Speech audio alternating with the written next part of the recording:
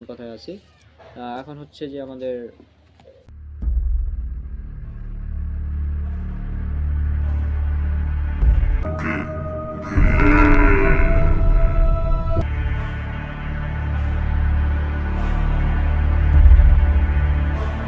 মানে হচ্ছে চুপি চুপি আল্লাহর সাথে কথা বলা। এখন তুমি অথচ প্রায় ৭৭ লাখ প্রজাতির প্রাণী পর্যন্ত আবিষ্কার হয়ে গিয়েছে। হ্যাঁ, ১৫ লক্ষ প্রজাতির ভাস্কুলার উদ্ভিদ আবিষ্কার হয়ে গিয়েছে, এছাড়াও আরও অনেক আছে। তো এগুলো দেখতে গেলে তো ধরো যে মানে একটা ধারণার বাইরে চলে যাবে, তাই না? যে কত প্রজাতির আসলে সৃষ্টি রয়েছে মহাবিশ্বে, কিন্তু হুজুর বলছে ১৮,০০০। এটা হাস্যকর ছাড়া কি বলবো। এই ধরনের আরও অনেক কথাই আছে যেগুলো হাদিসের নামে মানুষ চালায়, রাসূল সাল্লাল্লাহু আলাইহি ওয়াসাল্লামের কথা বলে চালিয়ে দেয়। কিন্তু রাসূল সাল্লাল্লাহু আলাইহি ওয়াসাল্লাম কী বলেছেন জানো? রাসূল সাল্লাল্লাহু আলাইহি ওয়াসাল্লাম বলেছেন, এটা উল্লেখ করা আছে সহিহ বুখারীতে, হাদিস নাম্বার ১০৫ থেকে ১১০, যে ব্যক্তি আমার নামে মিথ্যা কথা বলবে তার থাকার জায়গা জাহান্নাম। তাহলে যে হুজুর এই ধরনের কথা বলেছে ১৮,০০০ মাখলুকাত, সে যদি বলে যে আল্লাহ রাসূল সাল্লাল্লাহু আলাইহি ওয়াসাল্লাম এই কথা বলেছেন, তাহলে এটা হবে রাসূল সাল্লাল্লাহু আলাইহি ওয়াসাল্লামের নামে মিথ্যাচার। আর আর যে ব্যক্তি রাসূল সাল্লাল্লাহু আলাইহি ওয়াসাল্লামের নামে মিথ্যাচার করবে তার থাকার জায়গা অবশ্যই জাহান্নাম, এতে কোনো সন্দেহ নেই। তো আমাদের কোরআন এবং হাদিসের বাণী বলার আগে অবশ্যই সতর্ক থাকতে হবে, কোনটা সহি, কোনটা জয়ীফ, কোনটা জাল, এগুলো জানার পর আমাদের করতে হবে, আসলে এগোতে হবে সামনে। হ্যাঁ, আর এই জন্য আমাদের প্রত্যেকেরই জন্য মানে আমরা যারা নিজেদেরকে আহলুল হাদিস দাবি করি, আমাদেরকে উচিত উসুলে হাদিসটা শিখে নেওয়া। আশা করছি বুঝতে পেরেছো। তো তো আমার তো এক্সাম চলছে, যাই হোক দেখি আর কদিন এক্সাম চলে, এক্সামের পর ইনশাল্লাহ এগুলো নিয়ে ভালোভাবে কাজ করবো আবার ইসলাম নিয়ে। তাছাড়া তুমি মুসাব্বিরের সাথে যোগাযোগ করতে পারো এই বিষয়ে। আচ্ছা, তারপর হচ্ছে আমাদের ওই স্কুলের ঘটনা। স্কুল থেকে যখন আমরা আসতাম পরে ওই যে আমরা তো ওখানে অনেকেই মানে কি বলবো, ওই গাছের ওখানে আমরা আড্ডা দিতাম, তাই না? কি কথা বলতাম। হ্যাঁ,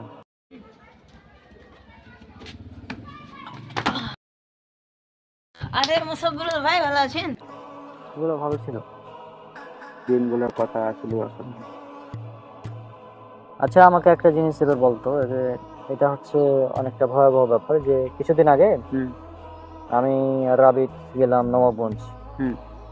তারপর ওখানে এক আননোন নাম্বার, হঠাৎ এক আননোন নাম্বার থেকে কল হয়েছিল। সে বলছে যে তোমাদেরকে জিহাদে যেতে হবে। জিহাদ? হ্যাঁ, এখন আবার কিছু জিহাদ, তাই না? ও বলছে তোমাদেরকে জিহাদে যেতে হবে। এখন এই জিহাদ আমার তো মনে হয় না এগুলো জিহাদ, আমার মনে হচ্ছে এগুলো খুব জঙ্গিবাদের দিকে তারা ডাকছে, আহ্বান করছে। এমন অনেকে আছে যারা আমাদেরকে জঙ্গিবাদের দিকে ডাকছে। হ্যাঁ, তো এই ব্যাপারে যখন মাইনুলের সাথে কথা বললাম, মনে হচ্ছে তোর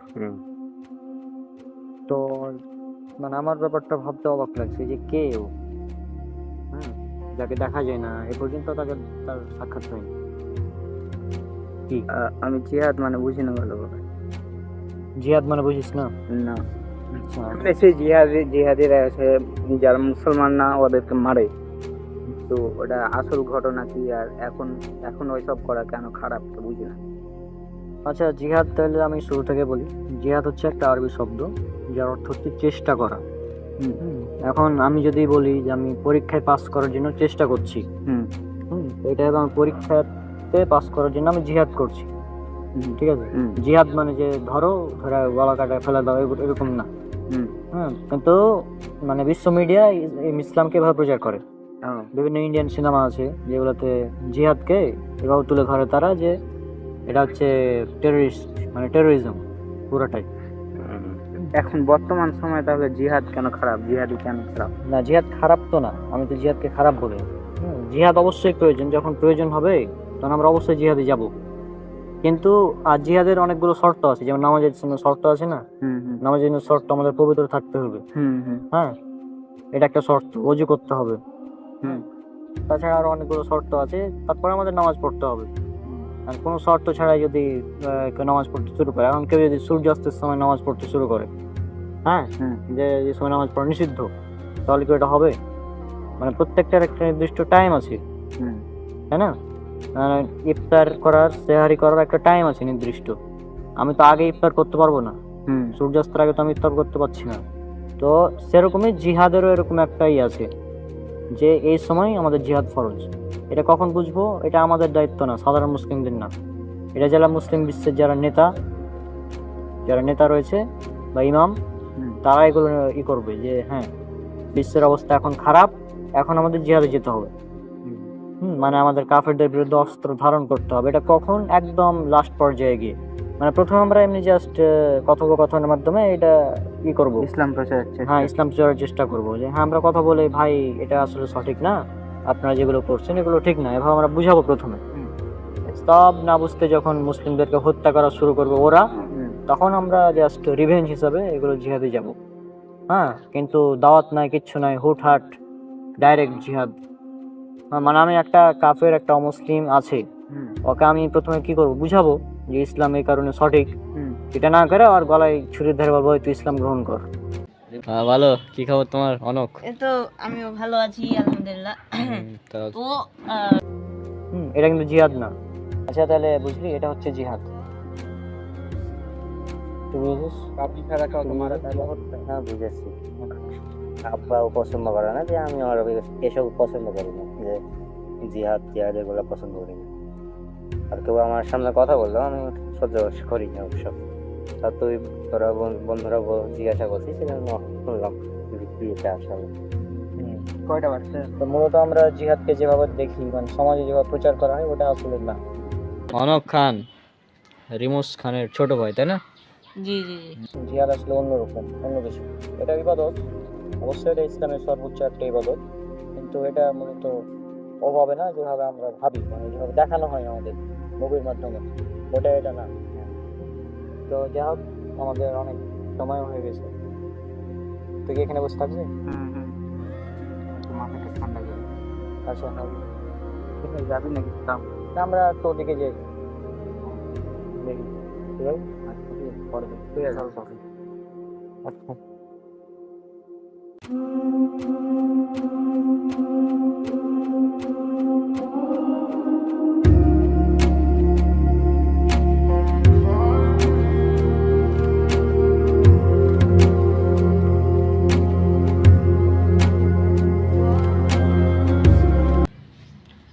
যদিও মোসাব্বিরুল আমাদের ইউনিভার্সের না, তারপরেও যেহেতু ওই আজ থেকে কিছু বছর আগে তোমরা জানো, এটা এই ঘটনা দেখেছি আমরা সবাই।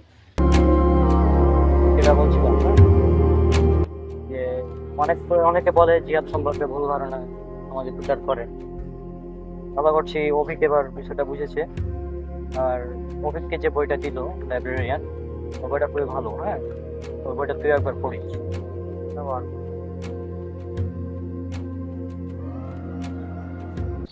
তো তোমাদের ইউনিভার্সে আমি তো যাইনি কখনো, কিন্তু জানি না কে এগুলো করলো, ইউনিভার্স কোলাপস করলো, এটা আর কি আমাদের এরকম অবস্থা হলো। তো সমস্যা না, আমি তাকে খুঁজছি, সম্ভবত সে আমার খুব পরিচিত কাছের। তবে যদি তাকে পাই একবার, তাহলে আমরা তাকে ধরে ফেলবো।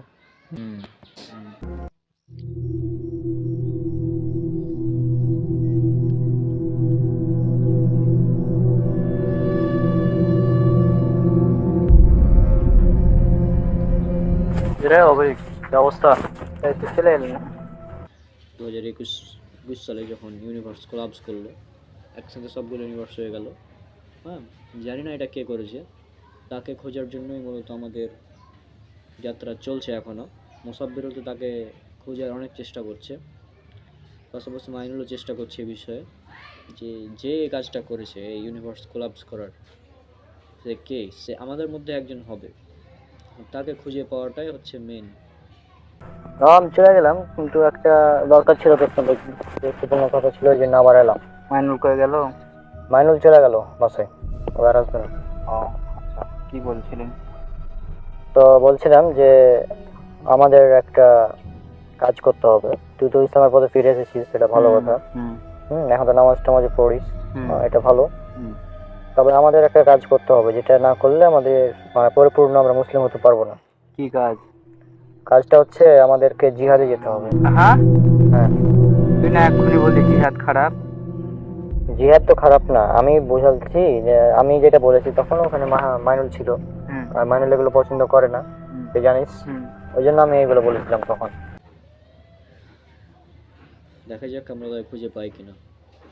হ্যাঁ, কিন্তু জিহাদে আমাদের যেতে হবে, কারণ বর্তমানে মুসলিমদেরকে অনেকে হত্যা করছে কাফেররা। তো আমাদের এখন কাফেরদের বিরুদ্ধে জিহাদ করতে হবে, তাদেরকে হত্যা করতে হবে। হুম, এটাই আমাদের ইসলাম, বুঝলি? মানে কাফেরদের বিরুদ্ধে যুদ্ধতে যেতে হবে। হ্যাঁ, আমাদের এখানে যেতে হবে। আসলে কি ঠিক হবে এটা? এখন আমি তোকে একটা বক্তব্য যদি শোনাতে পারতাম, তাহলে এখানে একটা আমার বস আছেন, হ্যাঁ, মানে উনি একজন ভালো ইমাম। উনি পিএইচডি করেছেন মিশর থেকে। এছাড়াও আরো বিভিন্ন জায়গায় তার ডিগ্রি আছে, এবং তিনি ইসলাম সম্পর্কে খুব ভালো জানেন। চলো আজকে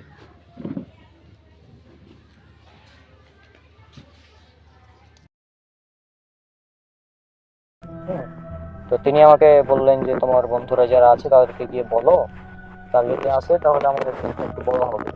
আমাদের অলরেডি টিম গঠন হয়ে গিয়েছে। আর তুই যদি যেতে চাস তাহলে আমি তোকে নিয়ে যাবো। এখনই হ্যাঁ, আজকে আমরা রওনা দিব, আজকে রাতে। তাহলে তো চল। দেখা করা যায়। হ্যাঁ,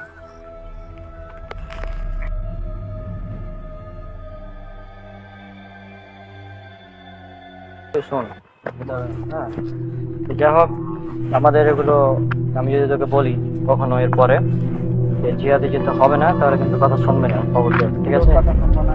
না, আমারই কথা শুনবে না, কারণ আমি হয়তো মাইনরের কারণে এগুলো হতে পারে। হ্যাঁ, তুই দূরে দূরে থাকছিস কেন? ভয় লাগছে নাকি আমাকে দেখে? না না, আমার সমস্যা নাই, এটা এমনি আর কি। লাল ছিল না?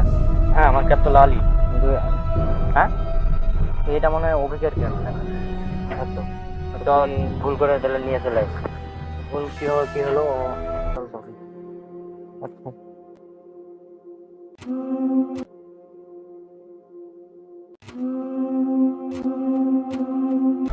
ও হ্যাঁ, আমরা কি পড়ে গেছিল, আমরা ওঠার সময় ক্যাপটা হাত থেকে পড়ে গেছিল, যে আমি পিছনে না দেখে মনে হয় ক্যাপটা নিয়েছিলাম। তবে চল দিয়ে চেঞ্জ করে আসি, বেশি দূর তো যাইনি, তাই না?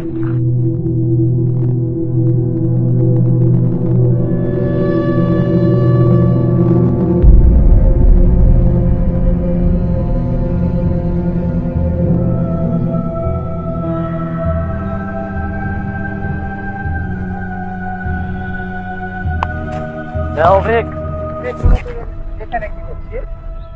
ও যে আমি হচ্ছে আমার ওই ক্যাপ ভুলে গেছিলাম, তোর ক্যাপ নিয়ে এসেছি, ভুলে গেছি দেখ। হ্যাঁ, হ্যাঁ, তোর ক্যাপ না? হ্যাঁ, তোর ক্যাপ না? আমারই ক্যাপ। আমার ক্যাপ হচ্ছে ওখানে রেখে চলে এসেছিলাম ভুল করে।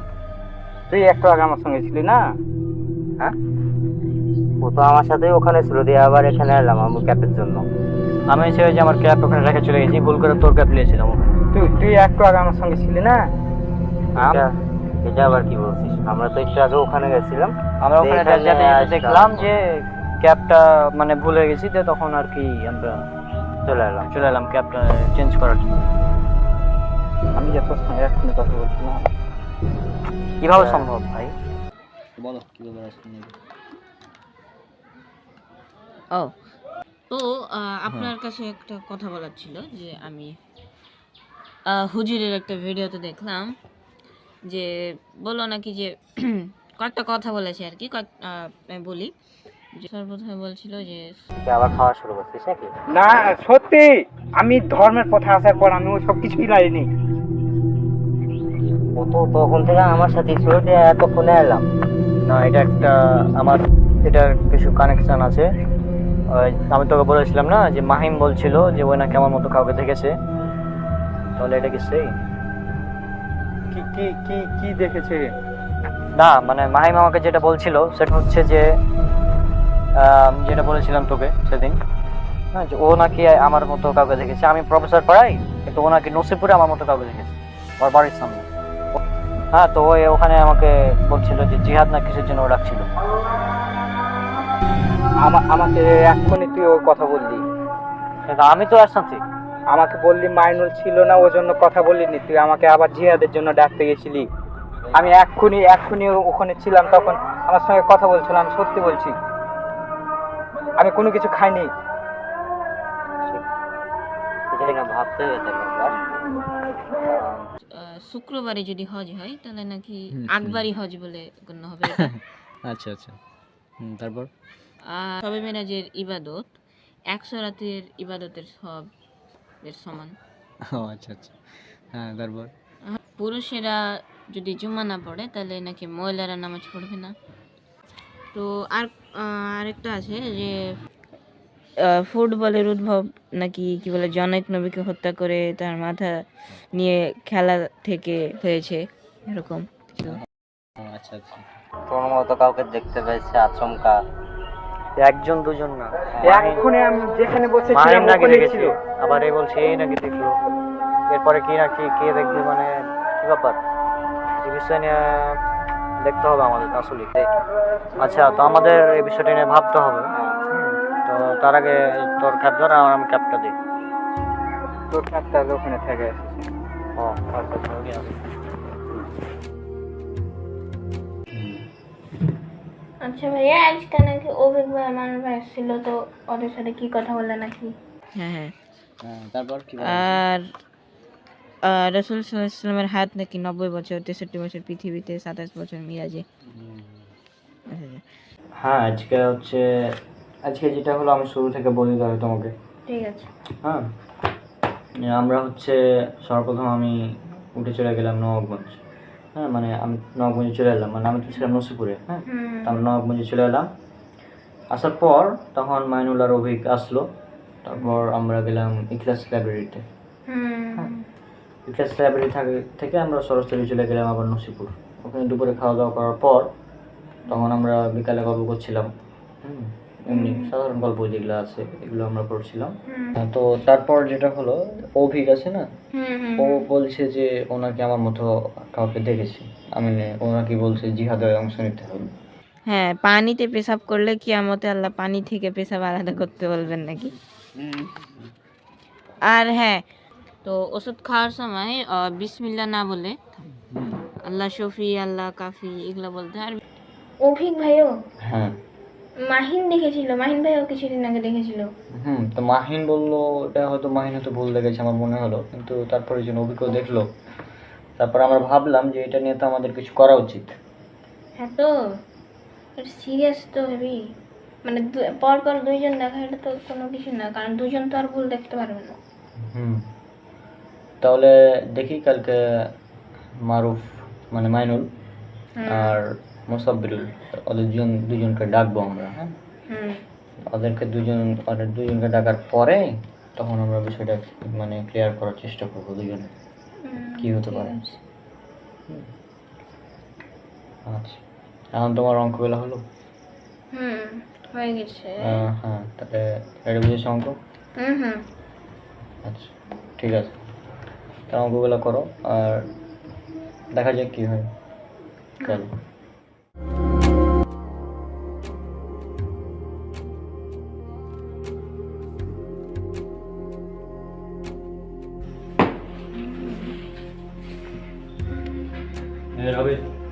রাবেদ, কি শোন, আমি একটু বাইরে যাবো। হ্যাঁ, তো গেটটা লাগিয়ে দিবি, আর এই যে বিছানটা আছে না, বিছানটা একটু ঠিকঠাক করবি, ঠিক আছে? মাইনুল আসতে পারে তো, আমাকে একটু মানতে যাবো। হ্যাঁ, তো গেটটা লাগিয়ে দিবি। বিসমিল্লাহ বলে ওষুধ খেলে নাকি ওষুধ পানি হয়ে যায়।